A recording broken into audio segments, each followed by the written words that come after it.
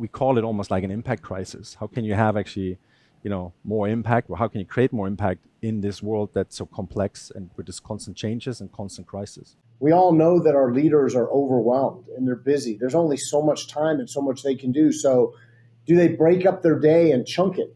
So even that makes a big difference when you talk about resilience. We talk about, why do we get weaker from stress when we should actually get stronger? Everywhere in our physiology, when we get loaded and we recover fully, we get stronger. Sometimes the answer isn't that I need to calm down, calm down, calm down. Sometimes I walk into a situation, I need to actually energize myself. So if the answer is, always be calmer, namaste, whatever, that's not going to meet that situation. I'm not going to have the intensity or the rigor that maybe I actually need in this situation.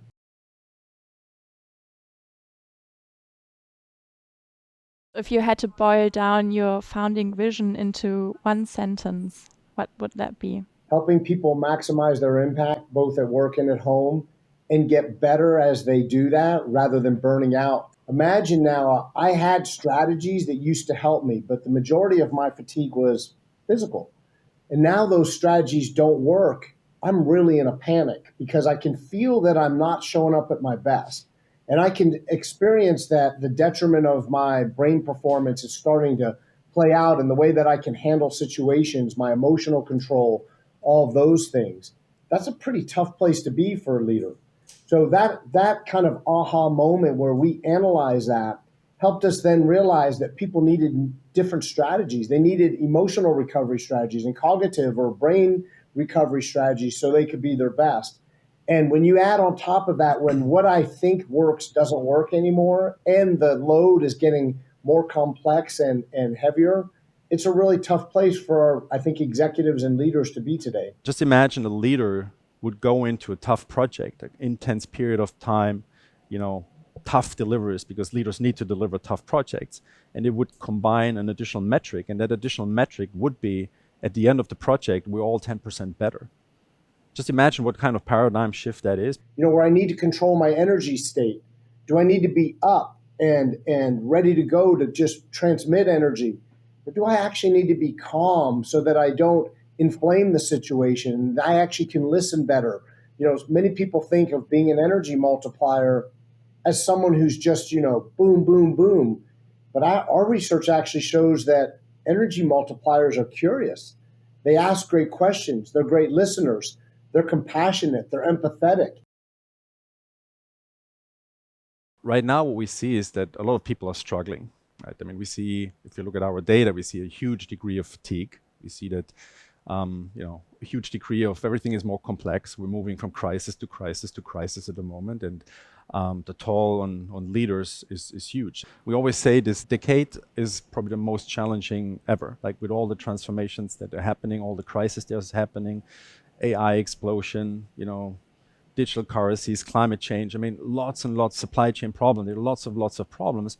And, all of those problems are very complex. So you have fatigue on the one side. On the other side, you have complex problems to solve as teams, as leaders. That's brutal, right? So, and what's happening when people are fatigued, they quickly then, fall back into habitual behavior. The biases come out. They make shortcuts. They get maybe quicker irritated. They're less curious. And all the things you shouldn't have to solve those complex problems, right? So, and that's why in a nutshell, the costs are huge. The interesting thing is every leader I coach, when I tell them, how do you do that? They say to me, yeah, I do yoga, I do meditation, I am on this diet, etc. So there's a lot of these trends. So how is the stuff you guys do different from all of that? The idea was, we're both very passionate about elite athletes and how they actually train. And if you look at, in the business world, we always say HR is where elite athletes training was 30 years ago. 30 years ago, it was all about, having stronger muscles to have more power, and then you're basically a better athlete. But now if you look at it, it's so sophisticated. Look at all those little 1% and where you can improve. And in the business world, it doesn't exist yet. It's still about the intellect, do have the right numbers, the right slides, etc. But rarely the stuff that we talk about, those different tools and strategies to become an energy multiplier, to have more mental agility, didn't exist, or still people are struggling at the moment with it. We clearly see that the degree of fatigue is enormous at the moment. I mean, when, for instance, Corona hit, we did the study and did some research around there, because we were like fascinated. At the beginning, everybody was rolling up their sleeves and said, okay, how can we solve this crisis? But then quickly, you saw that people, the longer the crisis went, you saw that people were fatigued. And we thought, how is that possible? They're sleeping in their own bed, they're not traveling, no time zone differences, they don't commute, they might sleep longer. So why are they fatigued? And then we realized it's actually a different type of fatigue. If you can't change gears quickly, you're not only wasting time, but your brain isn't performing to be able to problem solve. So the whole TIGNUM kind of methodology is built around, can I have kind of a bunch of little tools that I can apply uniquely depending on not just me, but the situation that I'm encountering and the challenges that I have today. There's lots of tools. If you think about a habit, it starts way back at a choice, right? I come upon something and I have to choose between one thing or the other. If I repetitively pick that choice, then my brain habitualizes it. And then I can now do that unconsciously. So you have to come all the way back. I mean, the foundation of everything we do is built around your self-image, how I see myself. Human beings can't outperform that, but if we're honest, many people allow others to define us. So even stepping back to the foundation, how I define myself, and then what behaviors or choices will help me be that person, and then how can I break those choices or behaviors down into small ones so that I can build momentum and build upon it. Sometimes, how can I link a new behavior that I want to make to an old behavior that I already make? Like, I get up every morning and I enjoy coffee with my wife. What if I link to that doing 5 movements that would activate my brain, energize me, build my mobility, stability, and balance so I feel better? Well, I'll link that to my coffee. That's something I do before I have my coffee, and then I have my coffee. And so I've brought those habits together. And then, of course, I need to reflect. What habits are serving me to help me be the person I said I want to be, and which ones aren't? So there's no magic to it, but there is a process to it that can break it down. So the way we actually look at sustainable human performance is on 3 levels. So we look at it from a brain and physiology point of view. Are all your systems in your body working at full capacity? And then the second level is how we look at it is about your daily challenges. Like, are you at your best? Can you move through the day with all your different challenges and show impact or create impact and have high performance? And then the last level is how we look at it is from critical moments. How can you be at your best at critical moments? It's when you need a robust toolbox, to be honest. You can't use one tool. I'll just give you one example. Meditation, which is used so much in mindfulness, it's a great tool. It's a great tool for a cognitive reset and for reducing kind of our overall stress.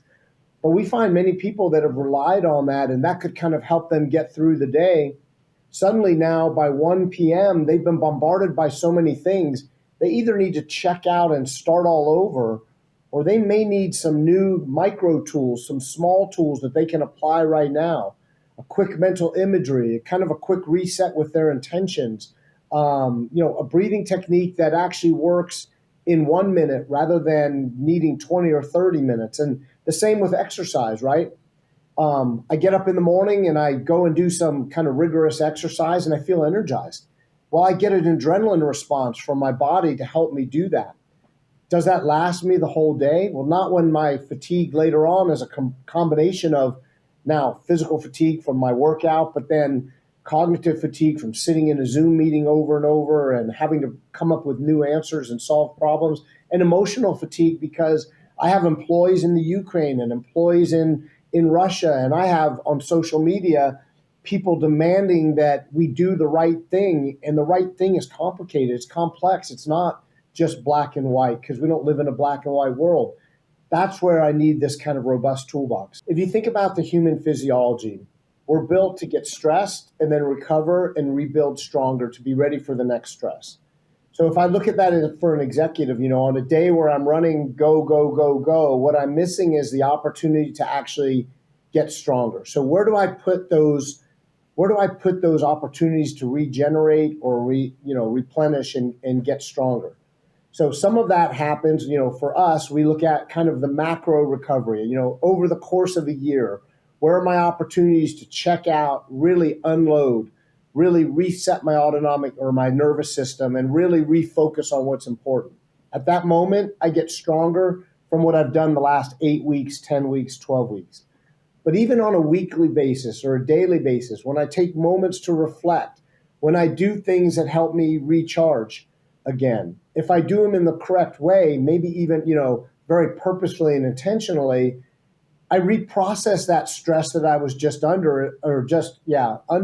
And rather than it being a trauma or a stressor for me that lives on, I've reprogrammed it in my brain to be a lesson that I've learned from. I kind of equate it to the wagons, right? I'm on the wagon, I'm off the wagon. Like, oh, when I have time, I have such a great plan. I get up in the morning, I do some movement, I meditate, and God, it's perfect. But then as soon as this happens, now I'm off the wagon and I'm losing those habits.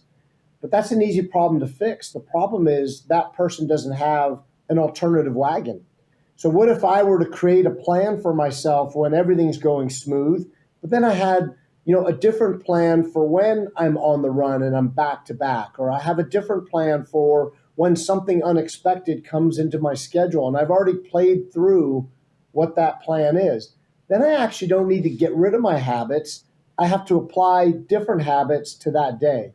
When my brain already has a different vision of that wagon, whether it's traveling or dealing with complexity, whatever that is, I just plug in the next plan. So I have a plan A, a plan B, plan C, a plan D. The cool thing is that every day you have new choices, right? Every morning you wake up, you have a lot of the day, you have lots of new choices. And sometimes there are bad days and you pick the wrong choice. Fair enough, right? But the next day you have, again, opportunities to move towards your to-be vision. Find me a leader who walks into a difficult situation where compassion and empathy and curiosity and kindness and listening aren't critical. Are we going to say those are soft skills? Or are we going to say those are human performance skills? We would like to see this paradigm shift, right?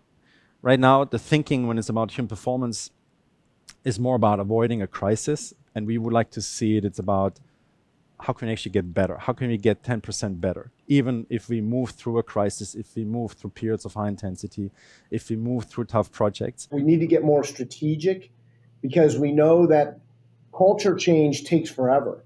And then as soon as we finish a culture change or a transformation, we're into the next one.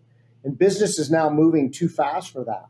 And so I think the future of business has to look at our latest challenge and what's our strategical approach to that, and how do we infuse the human performance support to make sure that they succeed and they come out of that stronger. And if we don't do that, I think we'll never keep up. It's going to be impossible.